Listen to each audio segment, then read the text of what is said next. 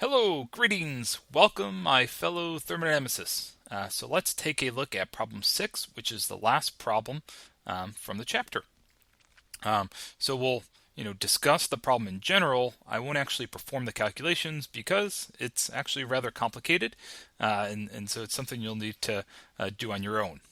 But a spoiler alert, our first project that we'll work on, our first modeling project, will be calculating pure component VLE.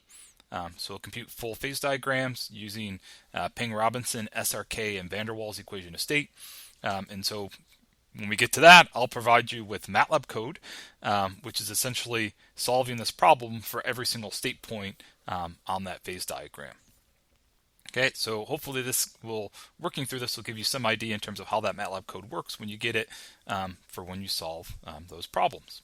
Okay, and so the problem is use the SRK equation of state to calculate the saturation pressure of ethane at a temperature of negative 58.5 degrees C. Okay, so the general idea here is, I've provided you with MATLAB code that uses SRK equation of state to calculate Z, V, HR, and SR, and you could readily update that. Once you have HR and SR, you could readily update it to also calculate V. Okay, and so pretty much you have the core code that you would need for this problem.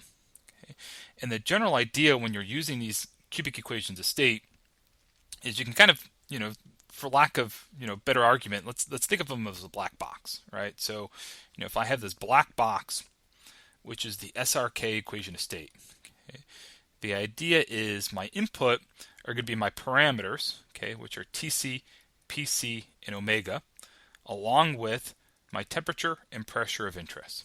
Okay, so if I know TC, PC, and omega, which you can think of as my pure component parameters, and then I also know my temperature and pressure of interest, I can send that into my SRK black box.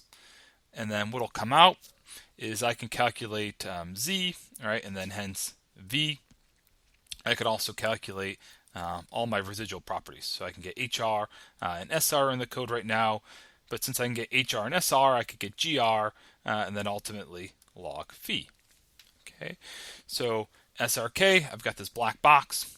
Give it my parameters TC, PC, and omega, along with temperature and pressure. Out comes ZV, HR, SR, and log phi. Okay, and if I'm close to my coexistence curve, I will expect to get 3 real roots. The largest root, so thinking about z's, so the largest z, the z closest to 1, will correspond to my vapor phase. The smallest z will correspond to my liquid phase. Okay, and so how these calculations flow then is typically first in my program I'll calculate z, because then z is going to be used subsequently in my calculations for HR and SR. Okay, so once I get my, say, 3 real roots for z when I'm close to coexistence, I take the z that's closest to 1, or the largest z, and when I propagate through my calculations to get HR, SR, and then here ultimately log phi, those will correspond to properties of vapor phase. The smallest z, propagate that through my calculations, will correspond to properties for the liquid phase. Okay, so what I need to do here is, or how the calculation will proceed here is, we're given T, okay, and we're asked to calculate all of the properties, or calculate the saturation pressure. Okay, and so in general, if I have a pure component system at vapor-liquid coexistence, I have just a single degree of freedom, right? So in theory, my problem is specified, right? I know T, I'm at pure component VLE, so everything else is fixed. Okay, but now how do I find all those other properties? And so it's easier said than done. It's an iterative process. Okay, and that's why I said, let's just draw this diagram up here and kind of think of this as a black box, so we know how this is working. Okay, and so basically, the idea will be, we'll start with, say, step 1, where we'll guess a value of P. All right, how much you guess the value of P? Well, you can go back to chapter 2, where we had that simple vapor pressure expression, which is essentially just an extrapolation around the eccentric factor, right, which originates from was it the reduced pressure at a reduced temperature of 0.7, right? And so You could always get a guess from there, but you get a guess of P. Okay, and then once you have P, okay, so now I have T and I have my guess of P, right? So with T and let's call it P guess. So I can compute, let's just call them my SRK properties. Compute properties.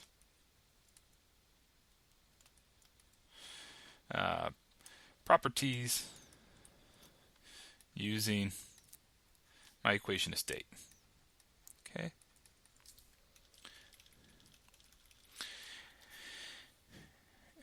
And then 3, let's check for coexistence. Okay, how am I going to check for coexistence? Well, for a pure component system, or in general, I know that the fugacity of my vapor will be equal to the fugacity of my liquid. Okay, and equivalently, for a pure component system, since my two phases are the same pressure, that tells that the fugacity of the two phases must be equal, right? And I could work with logs if I'd prefer to. So basically, I guess P. Once I have that P and my temperature, I can go and calculate fugacity coefficient, okay, using SRK equation of state. And so as long as I'm near the coexistence curve, I should get 3 real roots. Okay, when I get those 3 real roots, I can take the smallest and largest, use those to calculate smallest and largest values of Z, use those to calculate fugacity coefficient, check to see if they're equal to each other. If not, I need to go back to step 1 and guess a new pressure until I get convergence in phi. Now it may be that with your guess value of P, you only get 1 real root. If you only get 1 real root, what that tells me is you're not close to coexistence. Okay, if you get a Z that's rather small, well, my first guess would be, well, chances are you're putting yourself in the liquid phase with that pressure. So maybe decrease the pressure, push yourself closer towards the two-phase or vapor region.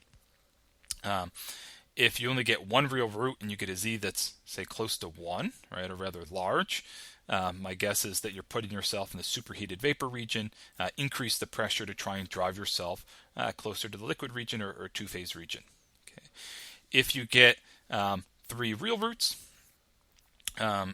and you use those to calculate the fugacity coefficient of vapor and liquid, and you find that your fugacity coefficient of your vapor phase is smaller than that of your liquid, you might try and increase your vapor phase, okay, or vapor pressure, a guess of the vapor pressure. All right, but regardless, it's going to turn into an iterative process.